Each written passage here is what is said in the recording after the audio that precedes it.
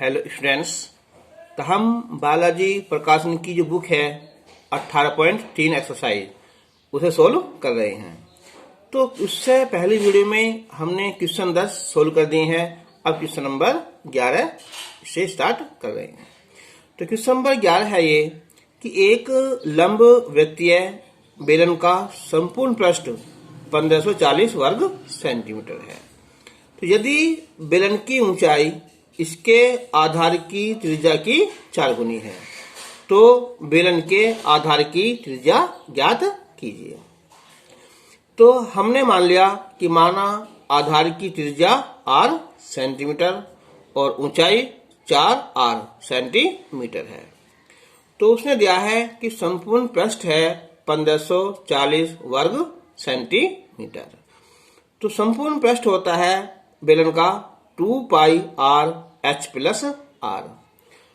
तो 2 पाई की वैल्यू 22/7 गुना r, h की जगह 4r प्लस r। तो 4 और ये 1r 5r हो जाएंगे। जब गुना करेंगे हम r और r तो r स्क्वायर हो जाएगा बराबर 7 गुना 1540 बटे 2 गुना 22 गुना 5। तो 22 से 7 154 जीरो बची आगे यहाँ। 5 से 14 बार कट जाएगा ये और 2 सत्ते 14। तो 7 गुना 7 यानी कि ये हो जाएगा 7/2। तो r की वैल्यू हो जाएगी 7 सेंटीमीटर। अब है क्वेश्चन नंबर 12 कि 44 सेंटीमीटर लंबे तथा 20 सेंटीमीटर चौड़े आयताकार कागज को इसकी लंबाई के सापेक्ष मोड़कर एक बेलन बनाया गया है। तो इस प्रकार निर्मित बेलन का आयतन ज्ञात कीजिए। अब हमारे पास एक ये आयताकार कागज है जिसकी लंबाई 44 सेंटीमीटर है और चौड़ाई 20 सेंटीमीटर है। तो ये 44 सेंटीमीटर है ना, इसे मोड़ो ऐसा है। तो इसे साइड को ऐसे मोड़ चले जाएंगे तो ये ऐसा बन जाएगा। तो ये हो जाएगा इसका आधार का परिमाप कह दो या परिधि कह दो। 20 आएगी ऐसे की ऐसे ही। तो ये होता है कितना 2 पाई r। तो आयताकार कागज की लंबाई 44 सेंटीमीटर, चौड़ाई 20 सेंटीमीटर। तो लंबाई के सापेक्ष मोड़ने पर बने बेलन के आधार की परिधि होती है 2 पाई r। कितनी है ये 44 सेंटीमीटर। जिस भुजा को हम मोड़ेंगे ना वही उसकी परिधि बन जाएगी। अगर हम 20 सेंटीमीटर वाली को मोड़ते ऐसा है तो परिधि ये 20 सेंटीमीटर हो जाती। तो अब 2 पाई की वैल्यू 22/7 गुना r बराबर 44। तो r हो जाएगा ये 44 गुना 7 बटे 2 गुना 22। तो 22 दूनी 44, 2 से 2 कैंसिल। तो r की वैल्यू 7 सेंटीमीटर आ गई और ऊंचाई हो जाएगी ये 20 सेंटीमीटर। तो अब निकालना हमें इसका यहाँ आयतन। तो आयतन होता है पाई r स्क्वायर h। तो पाई की वैल्यू 22/7, r स्क्वायर 7 गुना 7 गुना 20। तो 7 से 7 कैंसिल हो जाएगा। तो 22 सत्ते 154 गुना 20। तो 0 2 चौक 8, 2 पंजे 10, 2 एकम 2 3। तो 3080 घन सेंटीमीटर इसका आयतन हो जाएगा।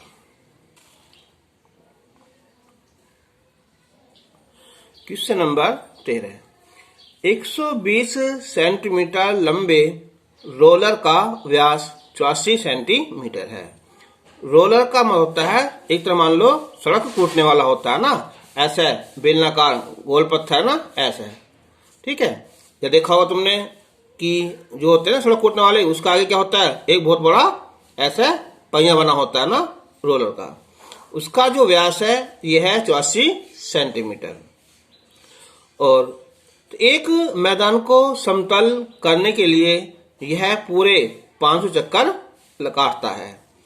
तो अब हमें यहाँ एक मैदान है, तो जब हम इसमें रोलर एक चक्कर काटेगा ना, कितना काटेगा जितना उसका वक्र पृष्ठ होगा। तो वक्र पृष्ठ होता है 2 पाई r h।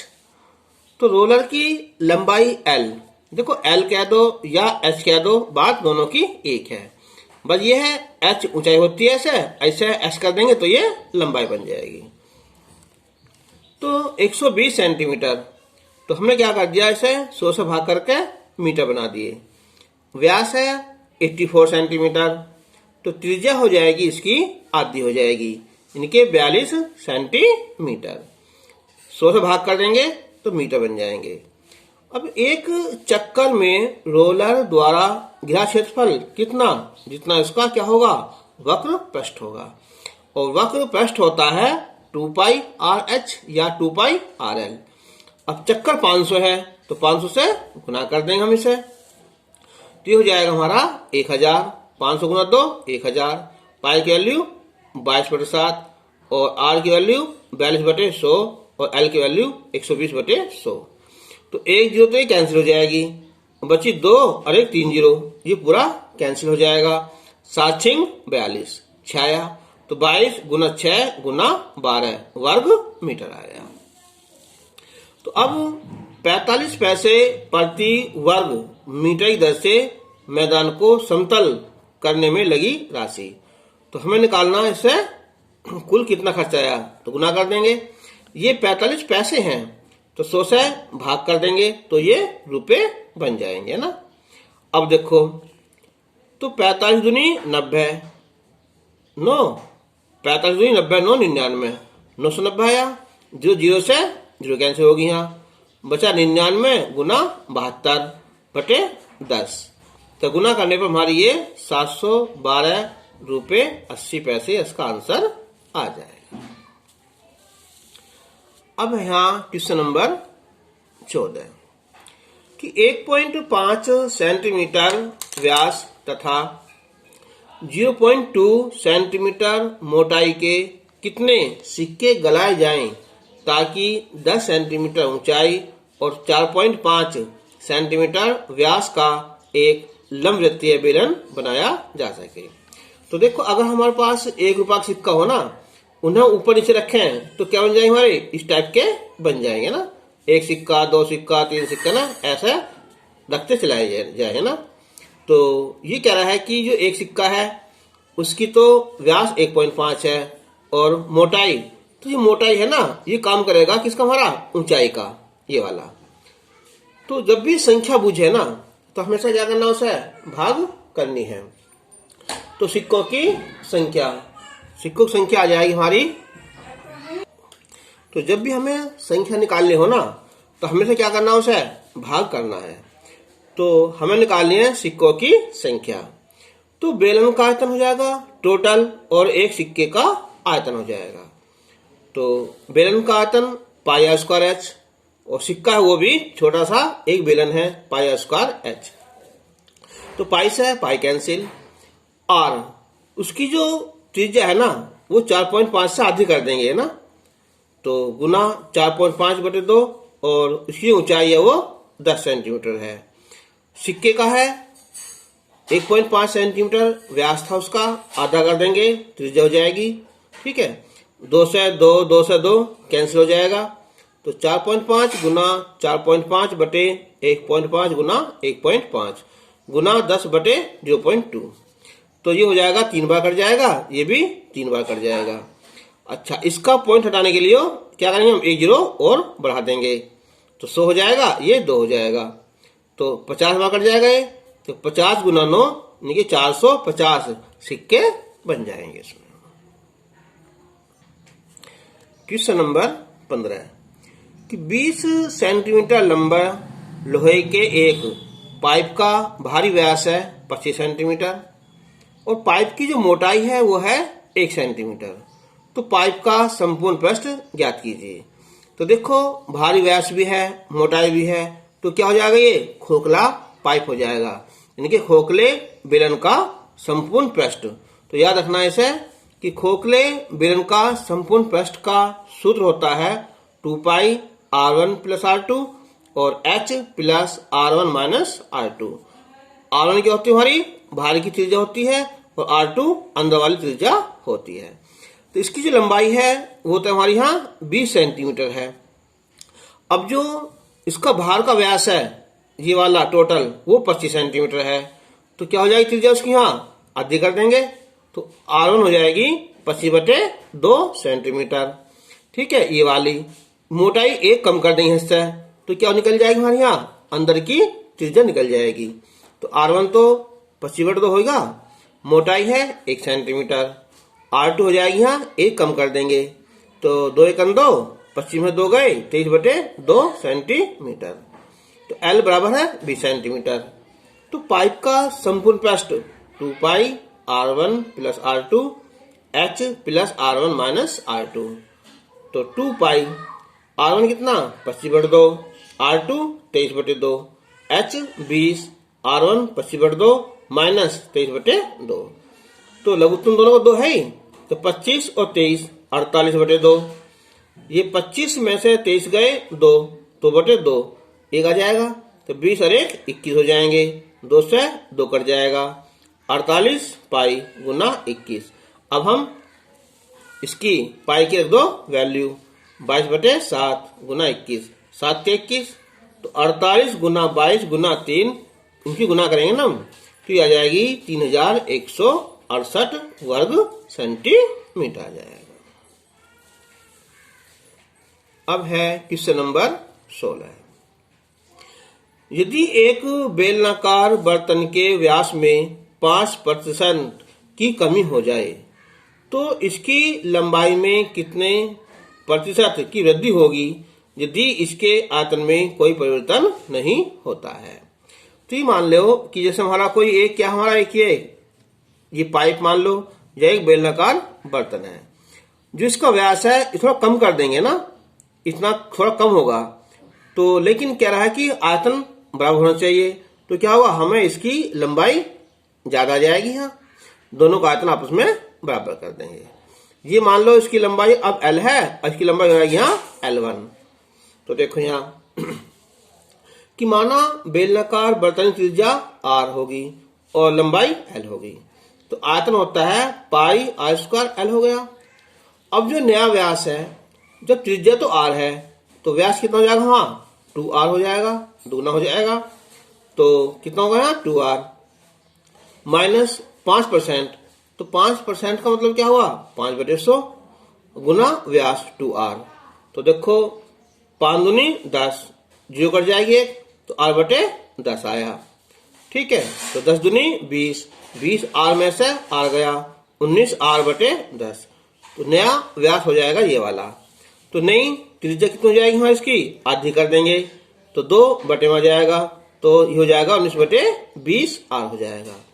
अब हमने ये मान लिया कि माना नई लंबाई कितनी है L मान ली, तो उसने कहा है कि प्रश्नानुसार उसके आयतन में कोई परिवर्तन नहीं होता, कि नया आयतन बराबर कितना हो रहा प्रारंभिक आयतन। सूत्र क्या हो रहा पाई R², R कितना 19/20 का R का वर्ग होगा गुना L1, ये पाई R² L, तो पाई से तो पाई कैंसिल हो जाएगा, तो 19 R का स्क्वायर होता है 361, R², 20 का 400 गुना L1 बराबर R², R² से R², तो L1 हो जाएगा गुना करो 400L/361।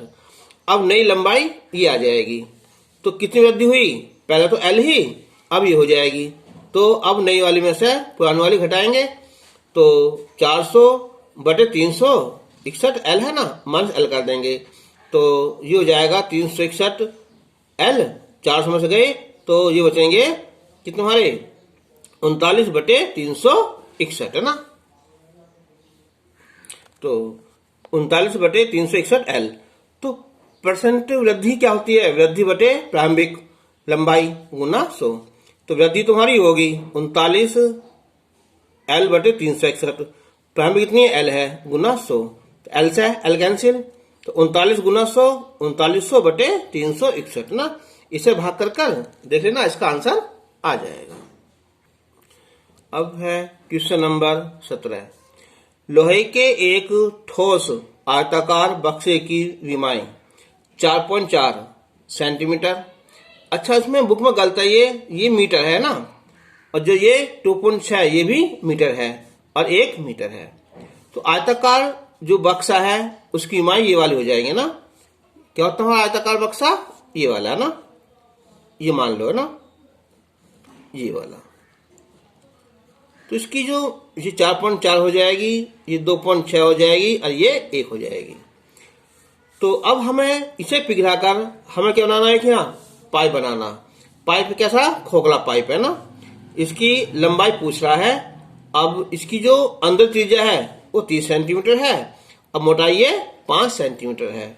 तो देखो अंदर तो 30 है, मोटाई 5 है, तो हो जाएगी 35 सेंटीमीटर बाहर वाली।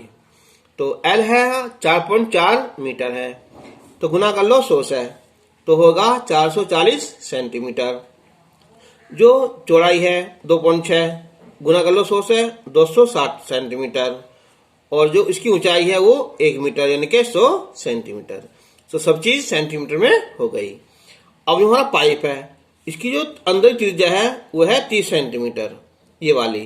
और ये मोटाई कितनी हमारी यहाँ 5 सेंटीमीटर की, तो बाहर की त्रिज्या हो जाएगी 35 सेंटीमीटर हो जाएगी।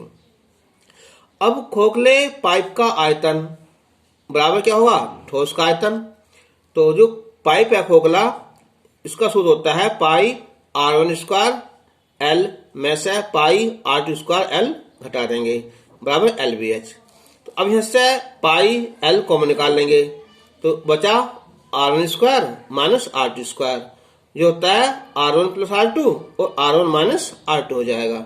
होता है फॉर्मूला कि A square minus B square बराबर A प्लस B और A माइनस B, और ये LBH। और रखो इनकी वैल्यू, पाई की वैल्यू 22/7 गुना L, R1 35, R2 30, ये 35 माइनस 30, L 440, 260, 100, तो 22/7 ये हो जाएगा L, और ये 65 और ये 5। तो हम L निकाल लेंगे ना, तो 440 गुना 260 गुना 100 बटे में 22 गुना 65 गुना 5। तो अगर हम भाग करें, देखो यहाँ 22 दूनी 44, जो बची तो 20 आ गए यहाँ। ठीक है, अब देखो इन्हें काटो, यहाँ 13 दूनी 26, 0 20 हो गई, 13 पंजे 65, 5 आ जाएगा। अब देखो तो 5 गुना 5 25, 25 चौका 100, 4 आ जाएगा। तो 20 गुना 20 गुना 4 सत्ते 28, तो गुना करेंगे हम यहाँ, तो याद रखो यहाँ 2 दूनी 4 गुना 28 करेंगे 112, 20 सेंटीमीटर। 100 से भाग कर देंगे तो 112 मीटर, इसका आंसर आ जाएगा। तो क्वेश्चन अगर कोई ना समझ में आए ना इनमें से, तो उसे मुझे कमेंट बॉक्स बता देना या व्हाट्सएप पर ही बता देना। तो आज तुम्हारी एक्सरसाइज 18.3 कंप्लीट हो गई, और नेक्स्ट वीडियो में इससे आगे क्वेश्चन जो है उसे लेकर आएंगे। तब तक के लिए धन्यवाद।